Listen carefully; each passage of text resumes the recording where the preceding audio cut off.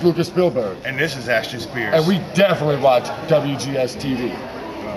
We're going to own it. Definitely going to own it. It doesn't really matter. Yeah, really. Respect my veteran!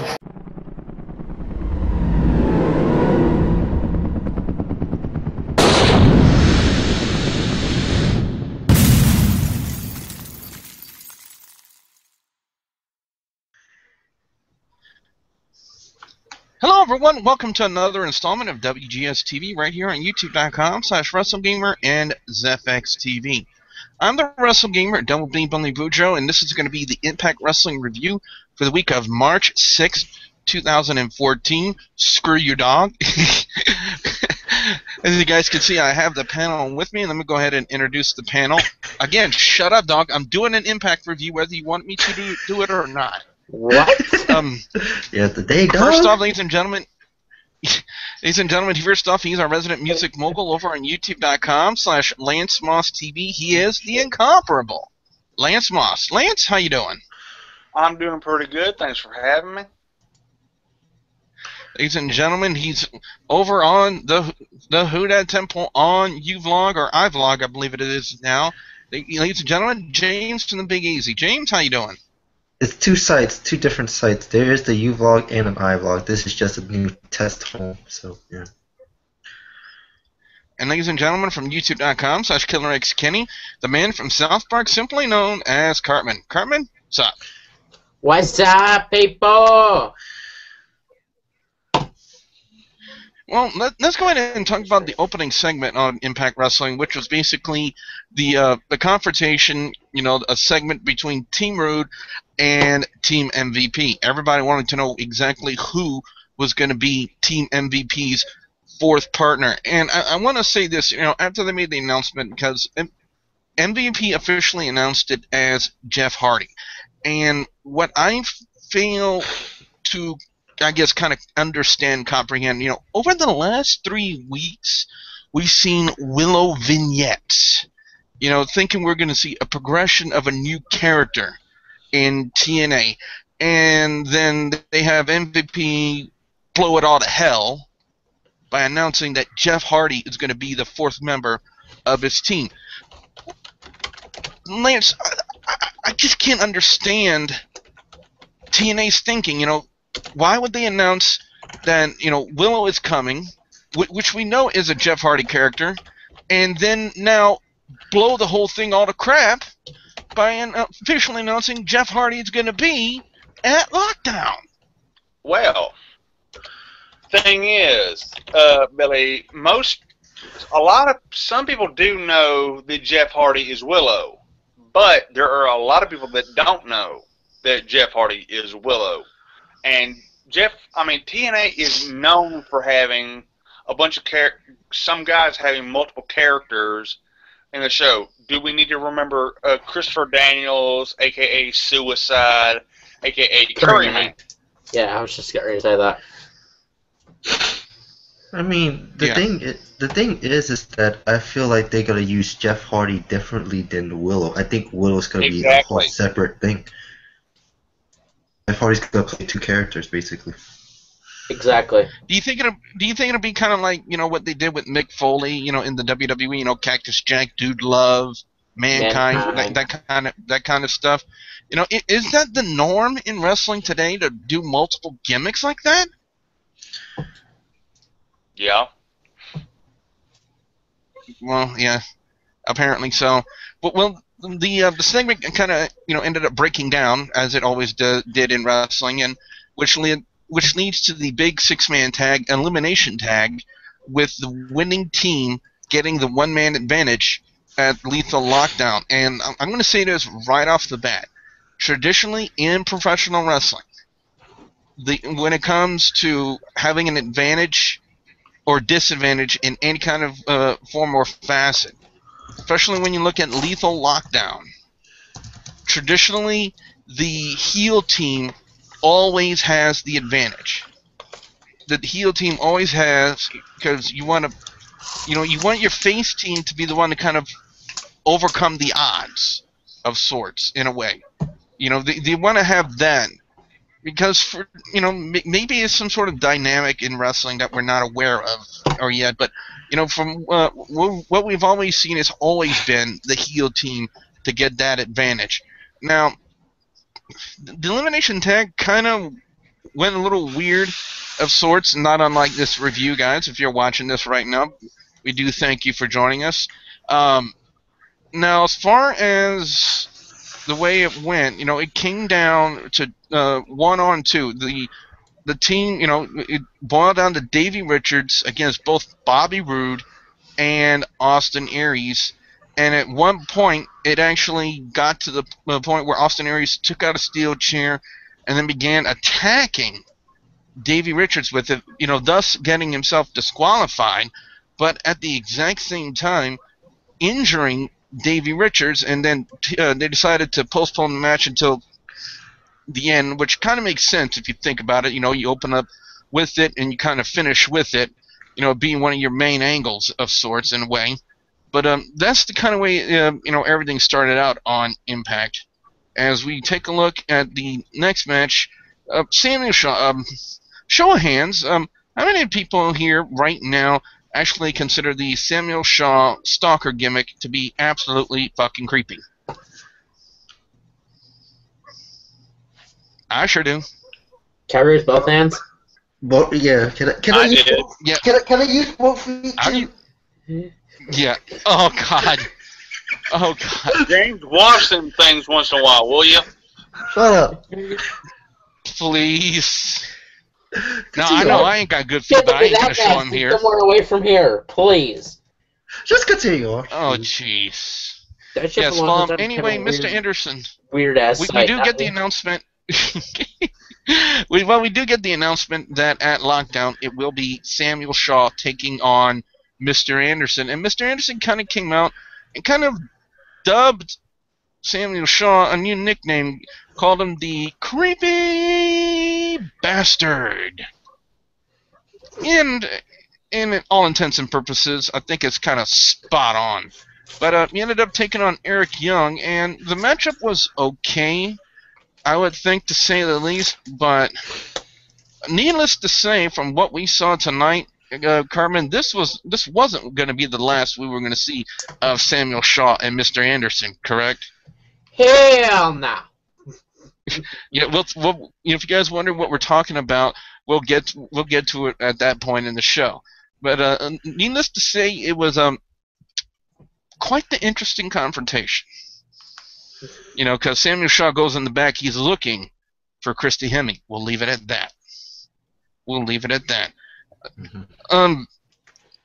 Let's go to... And I'll add one more point to that. I will say giggity, giggity, giggity, goo. And we will get to that reason I said that later. Well, EC3...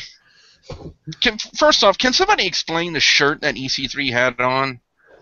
Because, to me, I don't understand that. He had like a picture of the United States, and it said back-to-back World War champions. Well, is there some sort of significance to that? Wars. Was that a way to? Yeah, was that a way to draw heat for him? That's all I can think of. Yeah, that's all I can think of too. I don't really understand why else he would. Well, he ends up coming out to cut a promo about his matchup with Kurt Angle at Lockdown and says, when he beats him, due to his leg lock, that he will be known as the American Icon. Kurt Angle comes out and says in a rebuttal that he's not known as the American Icon. He's known as the American Asshole. And way to go to Spike TV for letting TNA get away with that. But Billy BR TV 14. Isn't that stupidly PG like WWE? Hey, yeah. Yeah, shh. It's taboo. It's taboo. You can't say that. But anywho, ladies and gentlemen, what followed up next was Kurt Angle. He was walking back towards the staging area when he gets attacked by EC3, and of course the leg lock once again being put on Kurt Angle. Thus, again, putting the face at a disadvantage to give him, that chance to overcome the odds. I think that's how they're playing it currently with Kurt Angle. So very interesting to see where they go from there. Knockouts up next in action. Gail Kim, Lei'd, Tapa, Alpha Female. By the way, if Alpha Female can carry Chris Sabin on her shoulders, I would dare not piss her off. Yeah, don't do it. Don't do it. Yeah, I think it would be a mistake to do that. But they were taking on ODB and the Beautiful People. The knockouts were actually real decent in this match. I can't really complain about anything except seeing Lady Tapa's face. I'm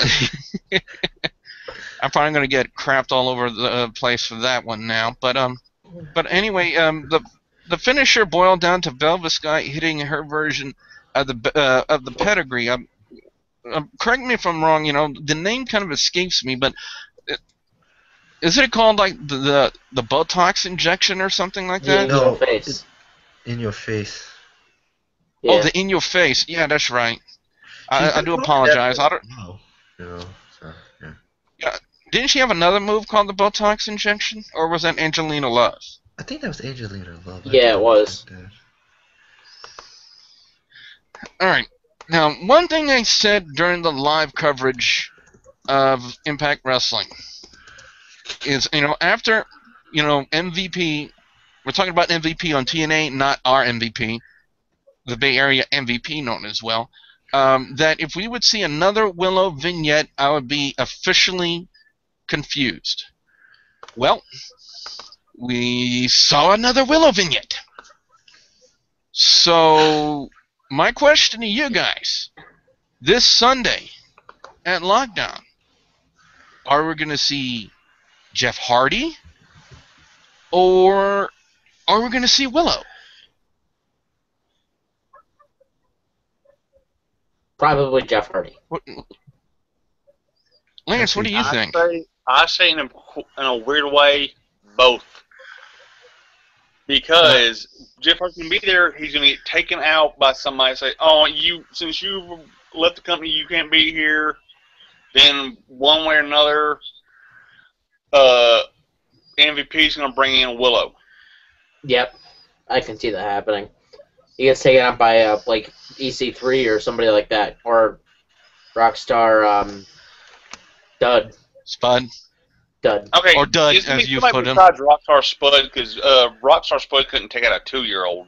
He couldn't even take out a damn cat. What do you mean a 2-year-old? He couldn't even take out a damn newborn baby. I was going to be nice.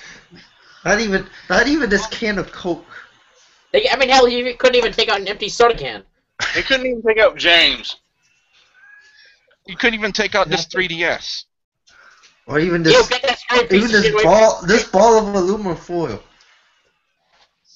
Anyway, continue.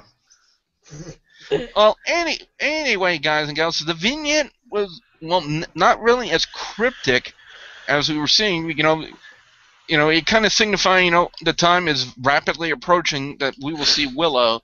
That's basically what it said in the vignette, and Willow, aka Jeff Hardy's own creepy little mind. What I found interesting was what happened next. The confrontation between Gunner and Cowboy James Storm. And I gotta say, great promo. Both guys were always awesome on the microphone. But now they stepped up their match from being not just a steel cage match, but a last man standing match inside the steel cage. That's interesting. That's interesting. Oh yeah. Actually, I think that's a first I ever heard of a last man standing match inside a cage. So, but I think I haven't really heard of that before.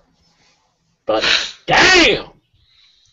Yeah, it really makes their match a lot more interesting, to say the least. And of course, now the big part, Bobby Roode taking on Davey Richards.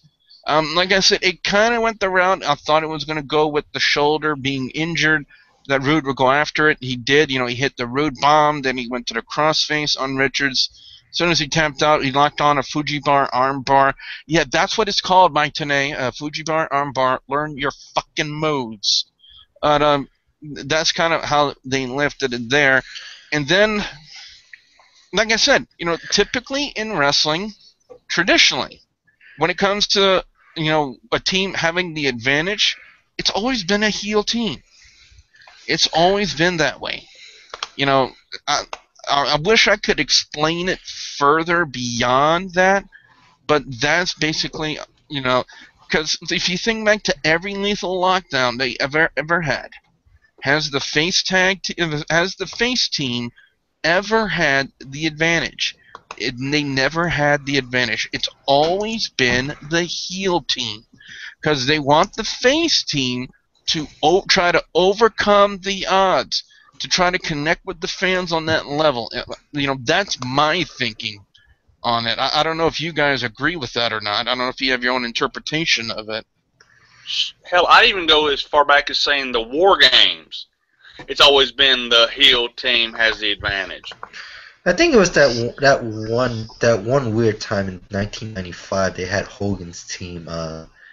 Hogan comes in last, and that was Hogan too. That's true. Yeah. Brother. But now speaking, Uncle. Brother.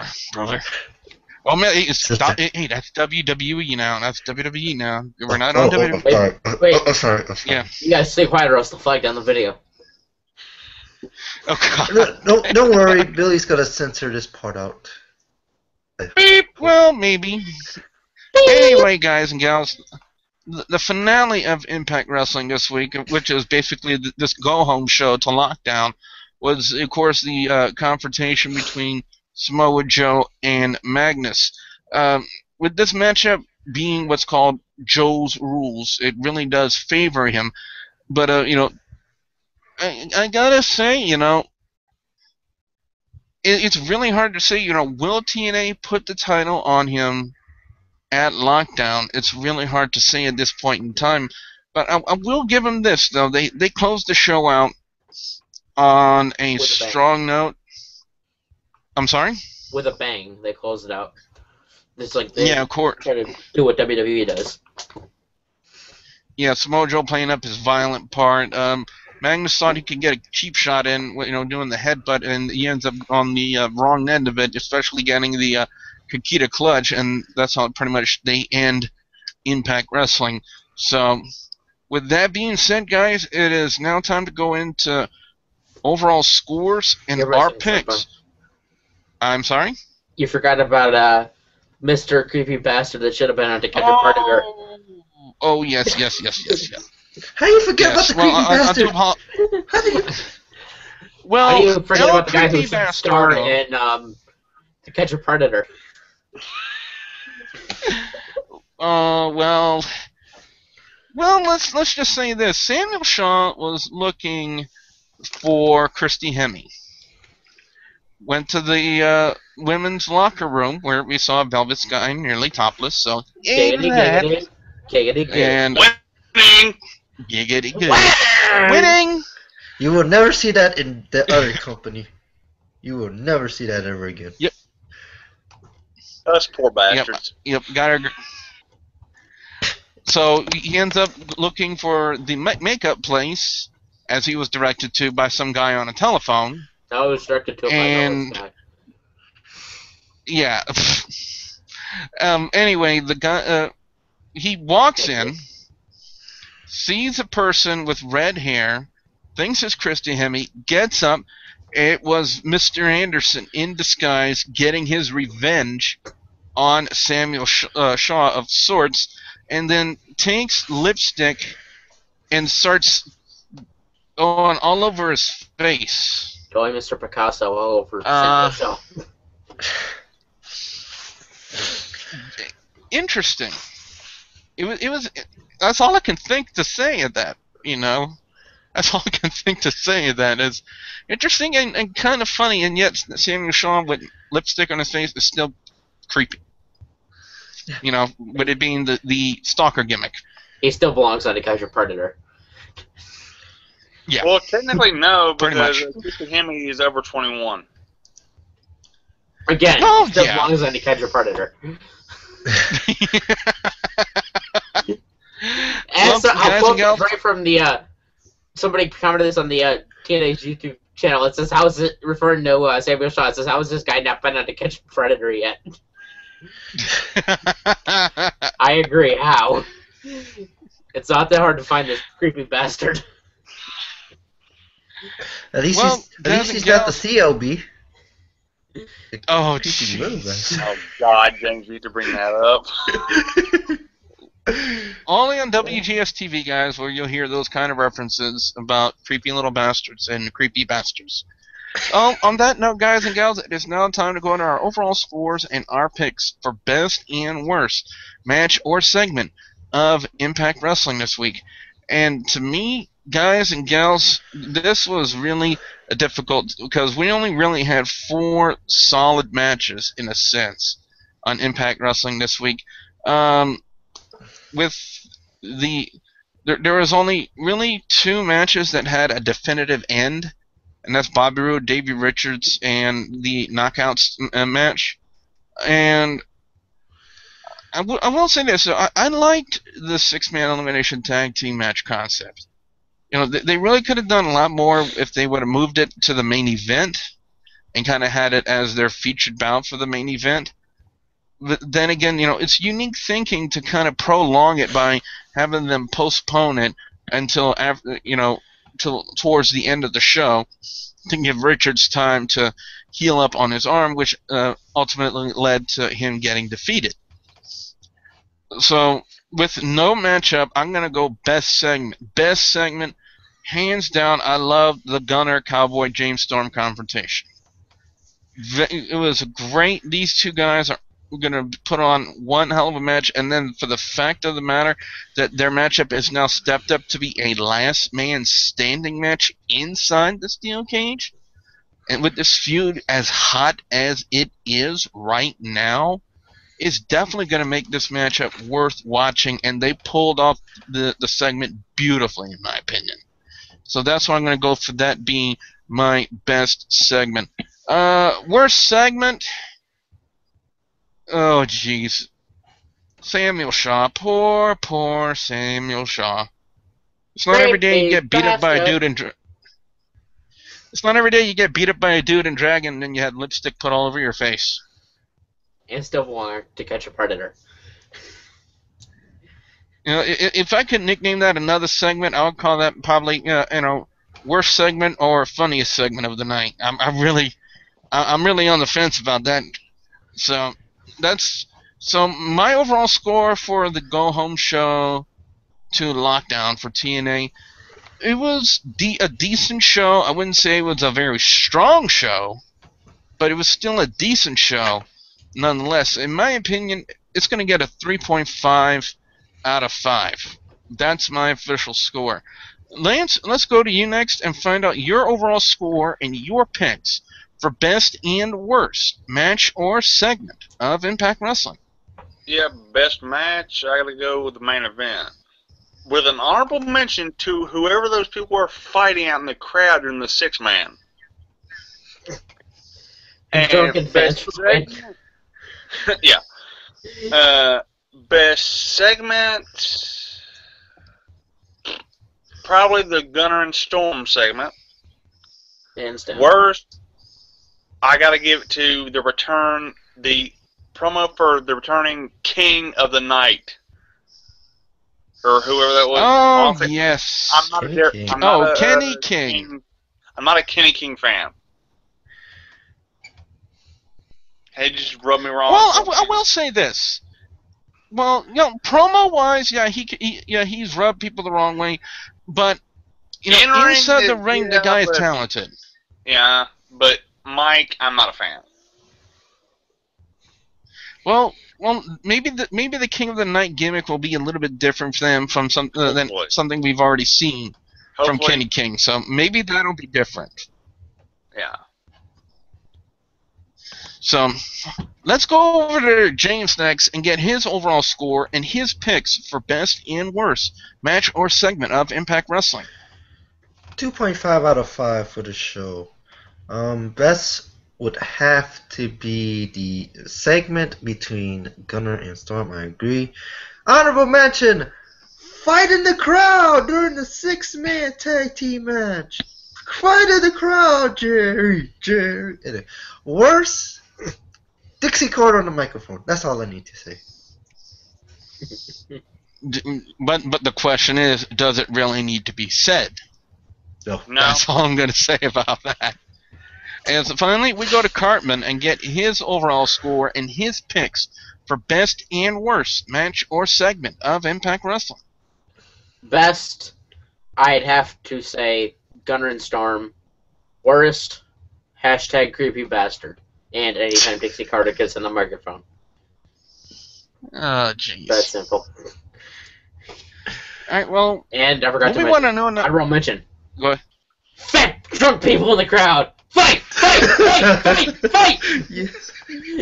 Like...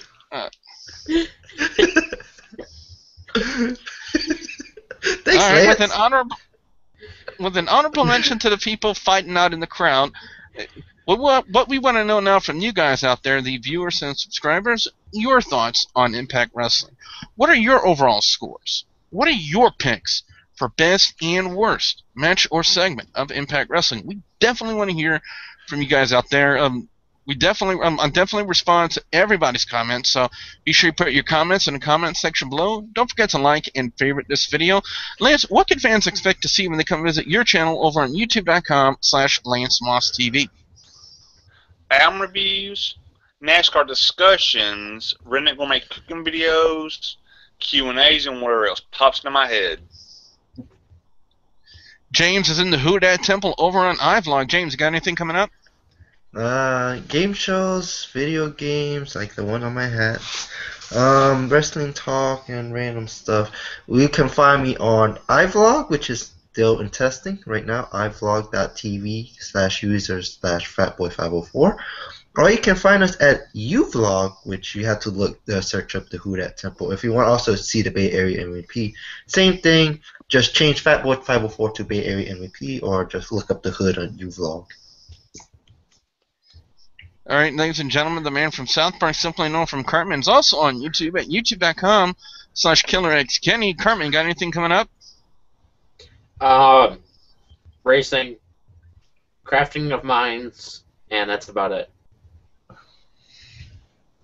Well, fans, don't forget to like the Facebook page, which is facebook.com/WGS-TV, and don't forget to please subscribe to youtube.com/WrestleGamer and youtube.com/ZefXTV Network. So, for the incomparable Lance Moss from Lance Moss TV, the man from South Park, simply known as Cartman, and James from the Big Easy, I'm the Wrestle Gamer, Double B Billy Boudreaux, saying thank you very much for watching. Peace. Later.